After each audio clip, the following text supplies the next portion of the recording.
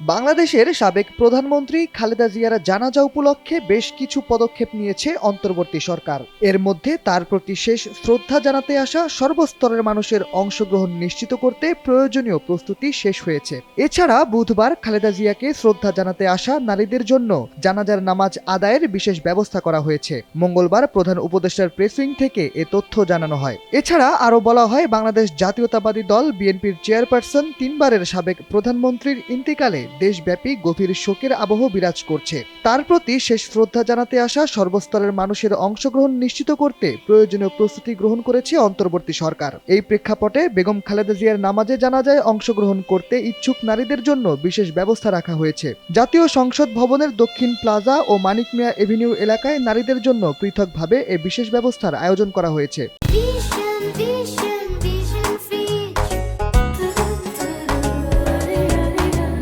উল্লেখ্য, বেগম খালেদা জিয়ার নামাজে জানাজা বাদ জোহর বেলা ২টায় অনুষ্ঠিত হবে।